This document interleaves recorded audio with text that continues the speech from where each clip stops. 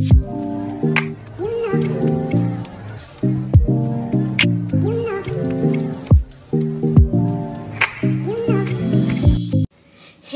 Guys, welcome back to my channel. So మీరు కానీ first time నా వీడియో చూస్తూ ఉంటే నా ఛానల్లో ఇంకా చాలా వీడియోస్ ఉన్నాయి, వెళ్ళి చూసేసేయండి. సో రీసెంట్గా ఏమైందంటే, సో నా కొలీగ్ అనమాట, తను వేరే ఎంఎన్సీ కంపెనీలో అయితే పనిచేస్తుంది. సో నా కొలీగ్ వాళ్ళ ఫ్రెండ్ అనమాట.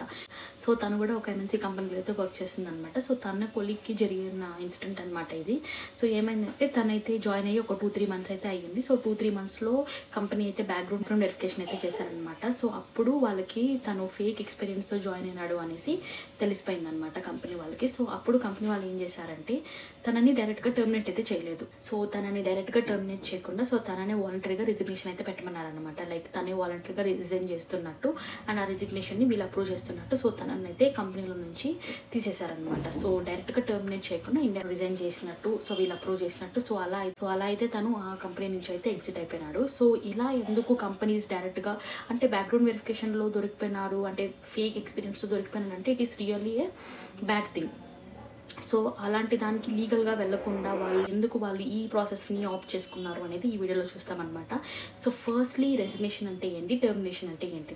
సో రెసిగ్నేషన్ అంటే వాలంటీర్గా మనకు పర్సనల్ రీజన్స్ వల్ల మనకి కంపెనీ నచ్చకపోవడము, ఏదన్నా పర్సనల్ ప్రాబ్లమ్స్ వల్ల మనమైతే ఆ కంపెనీని స్విచ్ చేయాలి అనుకుంటాం.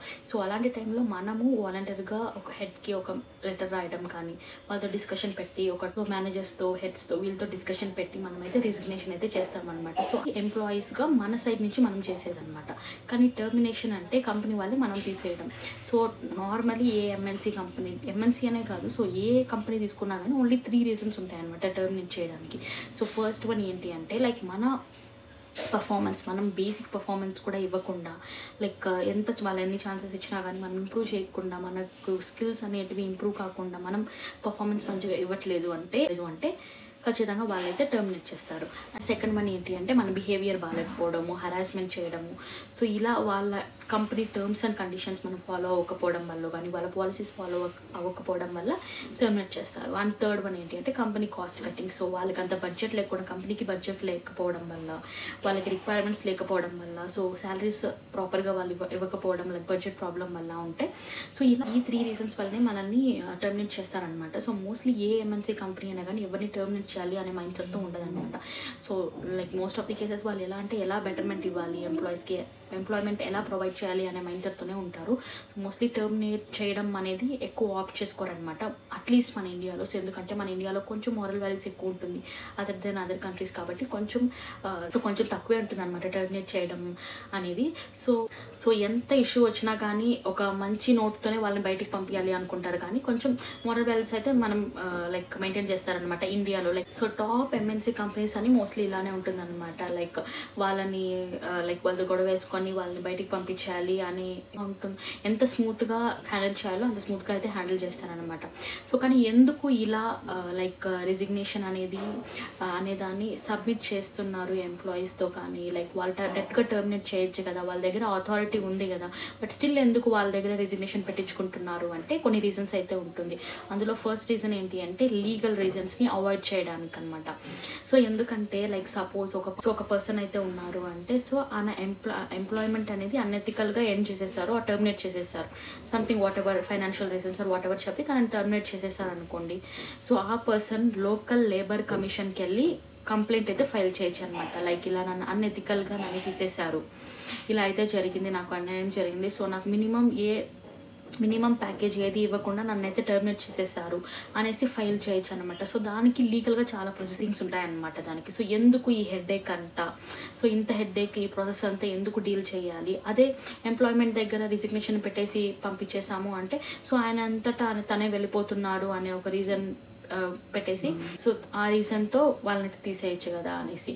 సో నెక్స్ట్ ఏంటి అంటే రెప్యుటేషన్ అనమాట. సో పర్టికులర్ కంపెనీలో సపోజ్ ఈ పర్సన్ ఏదైనా మిస్కండక్ట్ చేశారు, లైక్ ఏదైనా హెరాస్మెంట్కి ఏదైనా చేశారు, ఈ కంపెనీ నుంచి దీన్ని హెరాస్మెంట్ చేసి వీళ్ళు టర్మినేట్ చేశారు అనే న్యూస్ కానీ బయటకు స్ప్రెడ్ అయితే డెఫినెట్లీ కంపెనీకి బ్యాడ్ నేమే వస్తుంది. సో ఇలాంటి టైంలో ఏం చేస్తారంటే తనని పిలిచి పర్సనల్గా తనకి వార్నింగ్ అయితే ఇచ్చి సో తన దగ్గరే రిజిగ్నేషన్ అయితే పెట్టిస్తారనమాట. సో వాళ్ళతోనే పిలిపించి వాళ్ళతోనే లైక్ వార్నింగ్ అంతా ఇచ్చి పంపించేస్తారనమాట.